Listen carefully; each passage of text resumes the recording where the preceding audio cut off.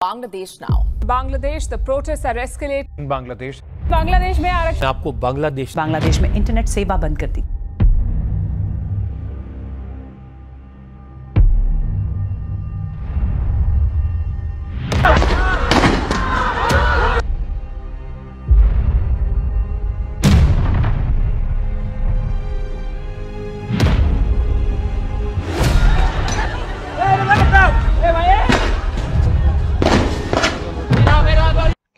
नमस्कार बंधुगण 5 जून 2024 বাংলাদেশ হাইকোর্ট বিভাগের একটি রায়ের প্রতিক্রিয়ায় বিক্ষোভ শুরু হয়, যা সরকারি চাকরিতে মুক্তিযোদ্ধাদের বংশধরদের এবং জেলা ও নারীদের মিলে 50% কোটা বাতিল করা হয় 2018 সালের যে সরকারি বিজ্ঞপ্তির মাধ্যমে।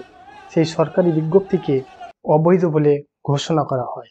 এই রায়ের পরে বাংলাদেশের ছাত্রছাত্রীরা আবারও 2018 সালের মতো কোটা আন্দোলনে নেমে পড়ে। তারপর বাংলাদেশে সৃষ্টি হয় ভয়াবহ পরিস্থিতি, গুলি, হত্যা, একের পর এক ভয়ঙ্কর দৃশ্য আসতে থাকে সোশ্যাল মিডিয়ার প্ল্যাটফর্মে। কেন এই আন্দোলন, কি এই কোটা আন্দোলন, যার জন্য গোটা বাংলাদেশে আজকে ভয়াবহ পরিস্থিতি, একের পর এক মৃতের সংখ্যা বেড়েই চলেছে, সেই সমস্ত কিছু আমরা আজকের এই ভিডিওতে দেখব। কি এই কোটা আন্দোলন?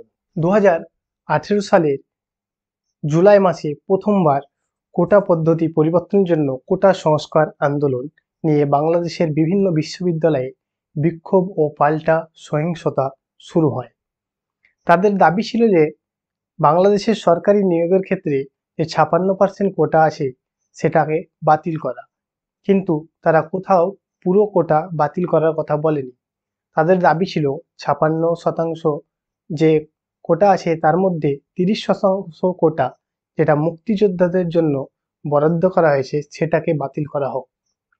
কি এই মুক্তিযোদ্ধাদের বংশধরদের কোটা?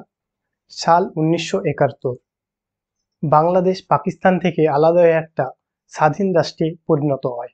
সেই সময় মুক্তিযোদ্ধাদের জন্য বঙ্গবন্ধু শেখ মুজিবুর রহমানের নেতৃত্বে হাতিয়ার তুলে নিয়েছিল দেশের অনেক সাধারণ মানুষ।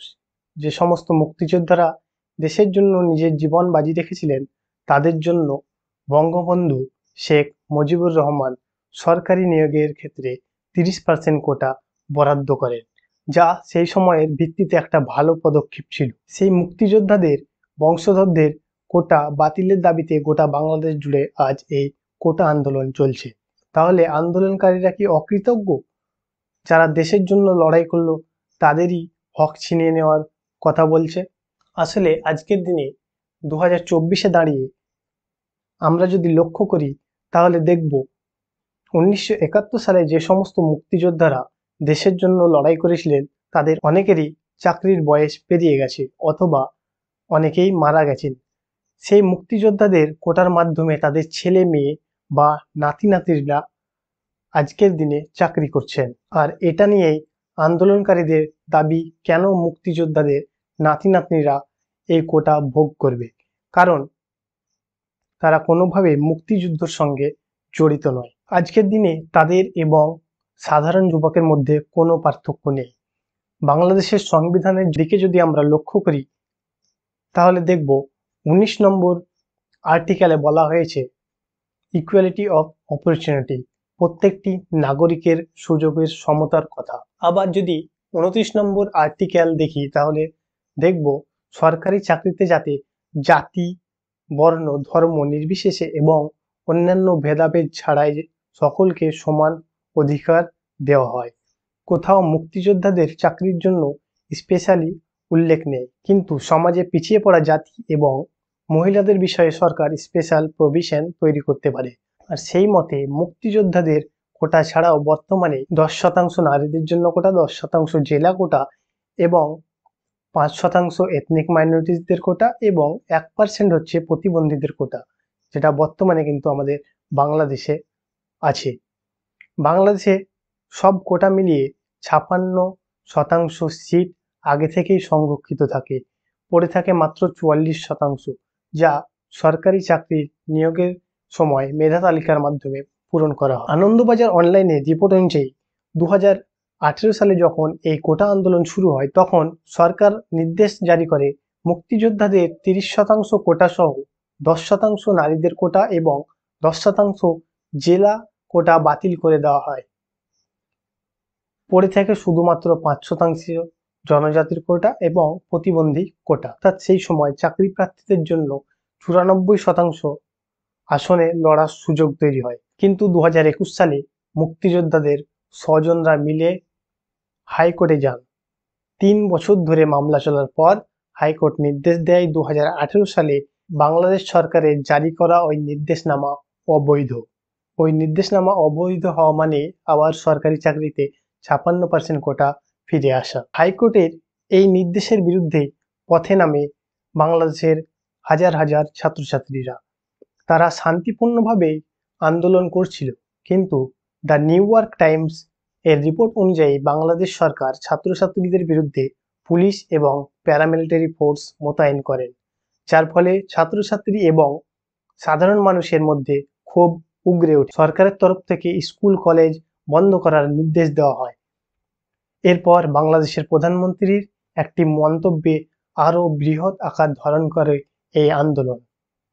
দ্য স্ক্রল ইন এর রিপোর্ট অনুযায়ী 14 জুলাই রবিবার বাংলাদেশের প্রধানমন্ত্রী শেখ হাসিনা বলেন, মুক্তিযোদ্ধাদের নাতি নাতনিরা কোটার সুবিধা ভোগ করবে না তো কি রাজাকাররা করবে? হিন্দুস্তান টাইমসের রিপোর্ট অনুযায়ী বাংলাদেশের ছাত্রছাত্রীরা স্লোগান দিতে শুরু করে, তুমি কে আমি কে, রাজাকার রাজাকার।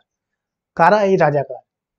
ইন্ডিয়া টুডের রিপোর্ট অনুযায়ী রাজাকার তারাই যারা বাংলাদেশিদের চোখে বিশ্বাসঘাতক। দ্য ইন্ডিয়ান এক্সপ্রেসের রিপোর্ট অনুযায়ী সোমবার ঢাকা ইউনিভার্সিটি সহ বিভিন্ন শহরে হিংসা ছড়িয়ে পড়ে। মঙ্গলবার 6 জনের মৃত্যু হয় এবং 100 জনেরও বেশি মানুষ এর আহত হওয়ার খবর পাওয়া যায়। আর এর মধ্যে ছিলেন আবু সাইদ, যিনি রংপুরে বেগম রোকেয়া কলেজের সামনে পুলিশের গুলি খেয়ে শহীদ হন। এরপর একের পর এক ভয়ানক দৃশ্য সোশ্যাল মিডিয়ায় আসতে থাকে। এই ভিডিওটা দেখুন, কয়েকজন মিলে একজনের লাশকে নিয়ে যাচ্ছিল স্ট্রেচারে করে, আর পুলিশ এসে ফায়ারিং করতে শুরু করে। এরকম অসংখ্য ভয়ঙ্কর দৃশ্য আমরা সোশ্যাল মিডিয়াতে দেখতে পাচ্ছি এখন। এই মুহূর্তে আমি যখন ভিডিও বানাচ্ছি, ডিএনএ এর রিপোর্ট অনুযায়ী 105 জনের কিন্তু এখনো পর্যন্ত মৃত্যু হয়েছে এবং আহতের সংখ্যা 1003।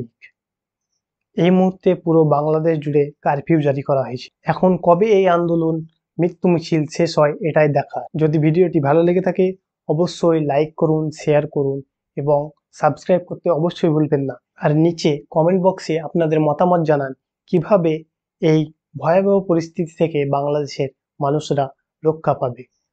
Thank you.